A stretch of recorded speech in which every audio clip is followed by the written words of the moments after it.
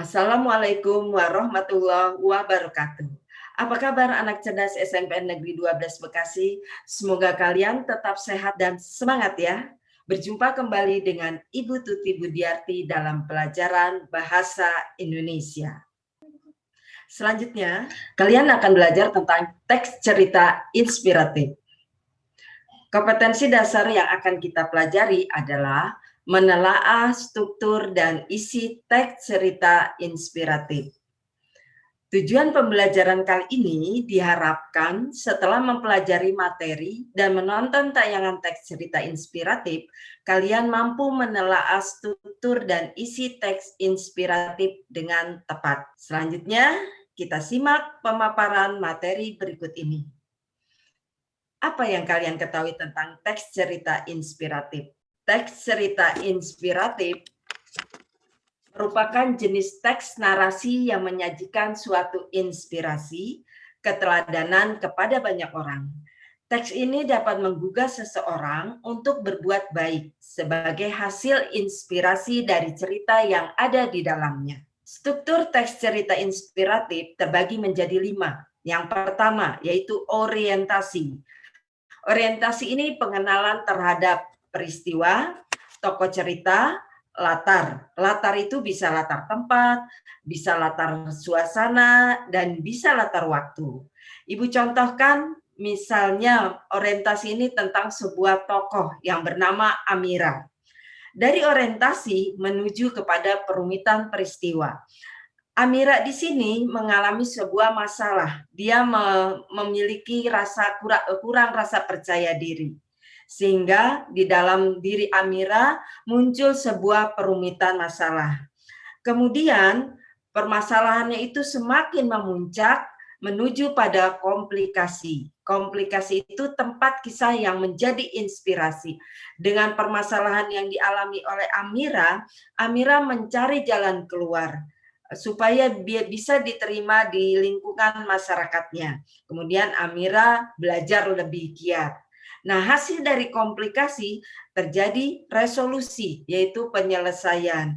Amira sudah bisa mengatasi permasalahan yang ada di dalam dirinya, sehingga Amira sudah mau membuka diri, mau bergaul dengan teman-temannya. Itu tahap resolusi. Dan yang terakhir adalah koda, yaitu tahap penutup, bisa berupa sebuah kesimpulan atau pesan moral dari apa yang sudah dialami oleh tokoh sebelumnya.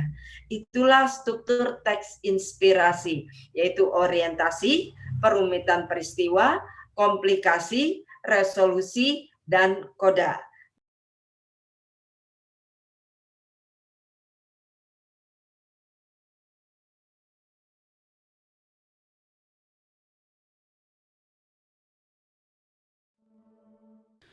Ada 3 kaleng Coca-Cola. 3 kaleng itu diproduksi di pabrik yang sama, dibuat dengan bahan yang sama. Kemudian ketika tiba saatnya, datang sebuah truk ke pabrik membawa kaleng-kaleng Coca-Cola itu untuk didistribusikan ke banyak tempat yang berbeda. Tempat yang pertama adalah supermarket lokal. Kaleng Coca-Cola itu diturunkan, kemudian dipajang di rak bersama kaleng minuman yang lainnya.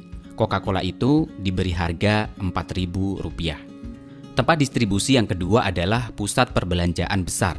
Di sana Coca-Cola diturunkan.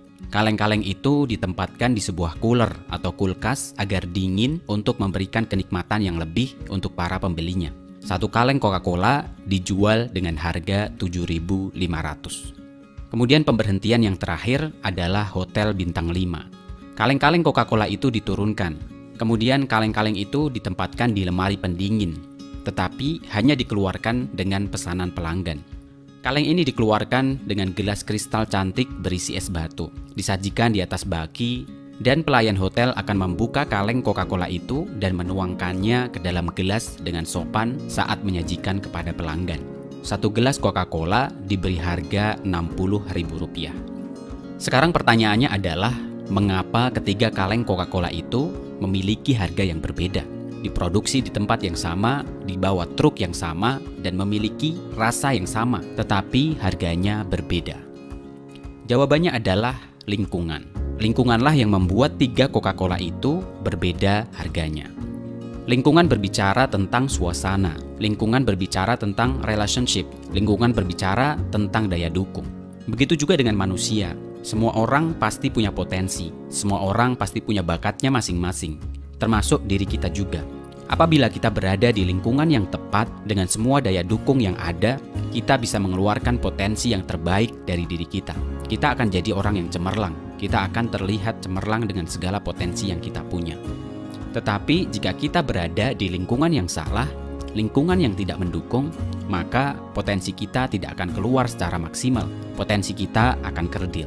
Ibarat pohon yang dibonsai, seharusnya dia bisa tumbuh besar, seharusnya dia bisa sangat lebat, seharusnya dia bisa berbuah sangat banyak. Tetapi karena tidak ada daya dukung atau justru dikekang, pohon itu menjadi kerdil. Orang yang sama, bakat yang sama, kemampuan yang sama, hasilnya akan sangat berbeda jika berada di tempat yang berbeda. Tetapi sebelum kita memilih lingkungan, kenali terlebih dahulu nilai daripada diri kita yang kiranya bisa menjadi identitas kita. Kita pasti punya bakat, mungkin di komputer, otomotif, analisa, menulis, menghitung, menggambar, dan lain sebagainya. Kenali potensi kita, dan kemudian carilah lingkungan yang bisa mendukung potensi kita itu. Lingkungan bisa jadi bentuknya sekolah, jurusan kuliah, bidang pekerjaan, dan lain sebagainya. Sekarang coba kita perhatikan di sekitar kita. Mungkin di sekitar kita ada banyak sekali orang yang berbakat pada hal yang tertentu. Misalnya bakat menggambar, bakat seni, bakat bernyanyi, dan lain sebagainya. Tetapi mereka belum menemukan tempat yang mendukung. Akhirnya mereka terpaksa bekerja di bidang yang sebenarnya bukan jiwa mereka. Hasilnya orang itu tidak begitu menikmati pekerjaan dia sekarang. Atau mungkin itu justru diri kita. Misalnya kita berbakat di bidang menulis tetapi harus bekerja sebagai pegawai bank misalnya. Atau kita berbakat di bidang otomotif, kita tahu betul tentang mesin tetapi kita harus bekerja sebagai tukang masak di sebuah restoran misalnya. Memang itu adalah pilihan masing-masing individu. Memang kadang karena terdesak kebutuhan kita harus mengambil segala peluang yang ada. Meski harus mengorbankan idealisme, bakat atau skill yang kita miliki. Tapi paling tidak kita sadar, jadikan itu sebagai sebuah batu loncatan saja. Tetap lebih baik jika kita memiliki impian untuk bekerja di bidang yang kita sukai, di bidang yang kita punya potensi di situ, dan tentunya jika kita bekerja di situ, kita akan bahagia jika melakukan pekerjaan kita itu. Selamat mencari bakat dan potensi kita, dan selamat mencari lingkungan terbaik untuk diri kita, dan jadilah diri kita yang terbaik. Terakhir, yaitu setelah kalian menyaksikan sebuah tayangan video tentang teks cerita inspiratif, tentunya kalian harus ada sesuatu yang dikerjakan, yaitu berupa tugas. Tugas dari Ibu yaitu carilah satu cerita inspiratif dan tentukan struktur teks cerita inspiratif. Kedua, tugas ditulis di buku latihan dan kalian upload di GCR. Ketiga, tugas tidak boleh diketik.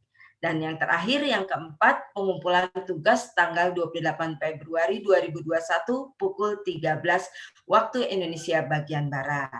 Nah, demikian harus pembelajaran bahasa Indonesia hari ini tentang teks inspiratif. Tetap patuhi protokol kesehatan, jaga kesehatan kalian, tetap semangat. Wassalamualaikum warahmatullahi wabarakatuh. Terima kasih, bye-bye.